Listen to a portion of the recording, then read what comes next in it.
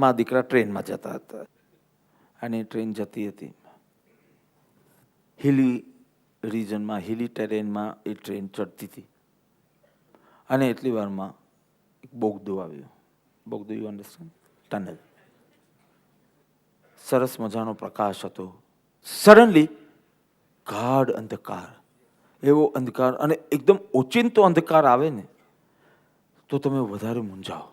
તો પેલો બોગદામાં ગઈ ને પેલો બાળક રડવા લાગ્યો, કેમ કે ઓચિંતો અંધકાર અને ઝટ પાછો પ્રકાશ આવતો નથી એટલે ગભરાયો, મૂંઝાયો, રડવા લાગ્યો.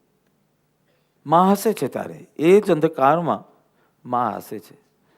દીકરા, મૂંઝાવાની કઈ જરૂર નથી. એટલું જ માં કહે છે કે બેટા આ તો બોગદું છે, ટનલ છે, અને ટનલનું સ્વરૂપ એવું છે, એના બે મુખ હોય, એકમાંથી તમે એન્ટર થાવ, એકમાંથી તમે એક્ઝિટ લો. એટલે આપણે અંદર ગયા છે એટલે બહાર નીકળવાના જ. Just wait for some time. આટલું જ કહે છે માં. અને બાળક થોડો શાંત થાય, જરા વિચાર કરતો થાય છે. એટલે માં બોગદામાંથી ટ્રેન બહાર નીકળે છે અને કે મમ્મી યુ આર રાઈટ.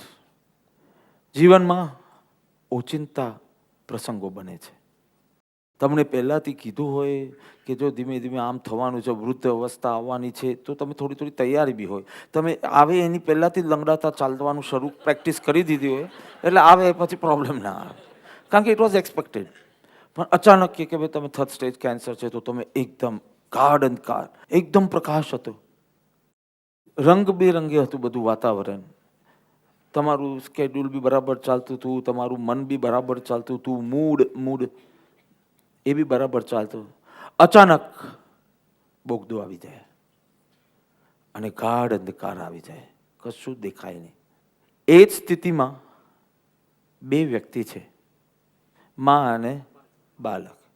એ જ સ્થિતિમાં માં સ્વસ્થ છે, હસે છે. એ જ પરિસ્થિતિમાં બાળક મૂંઝાય છે, રડે છે. તમે માં છો કે બાળક છો? હવે તમારા જીવનમાં આવે કે નહીં બોગદાઓ?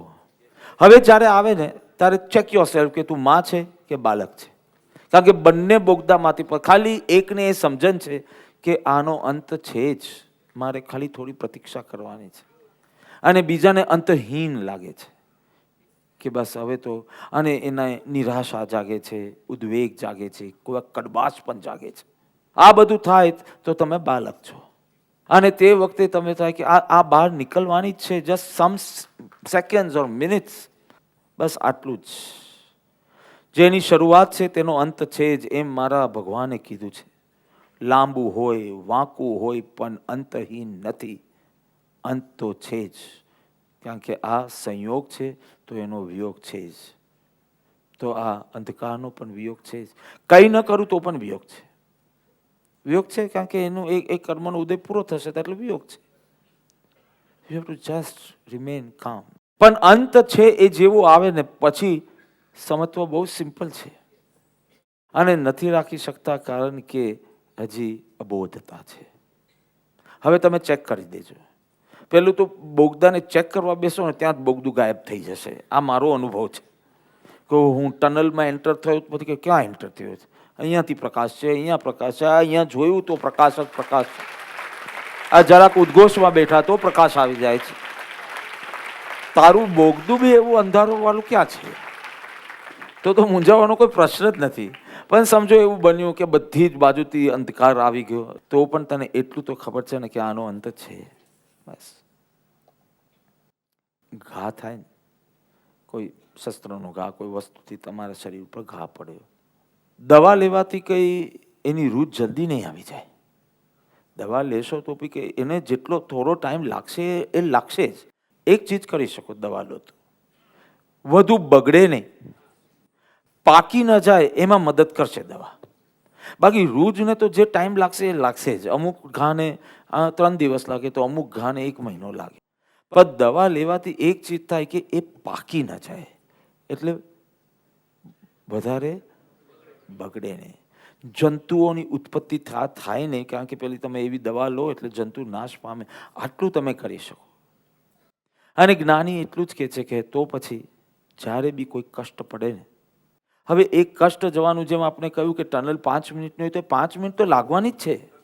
તેવી રીતે આ ઘા કંઈક તું સત્સંગ રૂપી દવા લે ને. હા, જ્યારે બી કષ્ટ રૂપી ઘા થાય ત્યારે આપણે સલાહ શું મળે? પ્રભુમાં મન રાખો, ભક્તિ કરો, સત્સંગ કરો.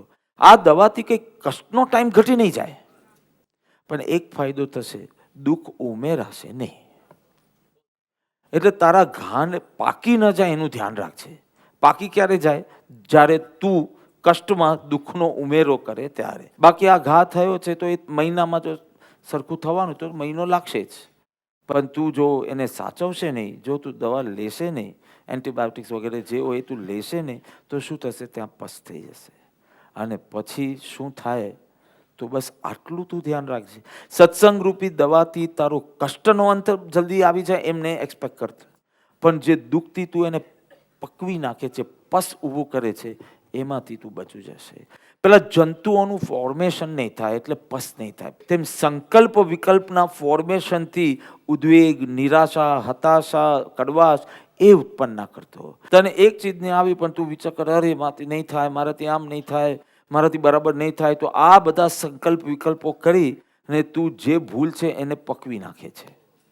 એટલે ભૂલ કે બહુ મોટી વાત નથી, એ તો આમ સોલ્વ થઈ જાય એવી હતી, પણ હવે જે પસ થઈ ગયું ને હવે એ લાંબુ ચાલવાનું, અને એ બીજું બી બગાડશે, અને પછી ચાલવાનું પણ બગાડશે, પેલું પણ બગાડશે, તારું મૂડ પણ બગાડશે, બધી ઘણી ચીજ બગડી જશે. આ આવ્યો છે ઉદય, તો હવે એ જવાનો, એ બોગદાનું બીજું મુખ આવવાનું જ. એટલે એટલું ધ્યાન રાખી કે દુઃખમાં બેન, દુઃખમાં એટલે કે કષ્ટમાં, પણ આપણે સામાન્ય વ્યવહારમાં એને દુઃખ જ કહીએ, દુઃખમાં દુઃખ ઉમેરતી નહીં. આટલી પ્રતિજ્ઞા તું લઈ શકે? દુઃખ આવી પડ્યું છે એમાં તારે તારા વિચારોથી દુઃખ ઉમેરવાનું નહીં. તો પેલું ગામડાની બહેનો ટ્રેનમાં ચડે, એમ માથે પોટલું હોય અને ચડે, ટિકિટ લઈને આવી હોય પણ જગ્યા ના હોય એટલે ઊભી હોય. ઊભી હોય તેનો વાંધો નથી, પણ પોટલું પણ માથા પર રાખી મૂકે. કે કોઈ બેન જ બેઠી હોય તો પછી પેલા બેનને કે બેન ટિકિટનો પૂરો લાભ લ્યો ને. ટિકિટમાં જ આ તમે સામાન નીચે મૂકશો તો પણ આ ટ્રેન તમને ટ્રેનને ચલાવનારો આ ઉપાડશે અને પહોંચાડશે તમને સ્ટેશને. બસ આ જીવનરૂપી ટ્રેન, એમાં ચડ્યા છો ટિકિટ લઈને, પુણ્યની ટિકિટ લઈને તમે ચડ્યા છો, અને પછી ચિંતાઓના પોટલા, સંકલ્પ વિકલ્પના પોટલા. તો આવો કોઈક સત્સંગી મળે ને એટલે કે મૂકો ને, આ ટ્રેનને ચલાવનારો જો છે ને એને સોંપી દો, એ ઉચકી લેશે અને તમને યોગ્ય સ્ટેશને પણ પહોંચાડી દેશે.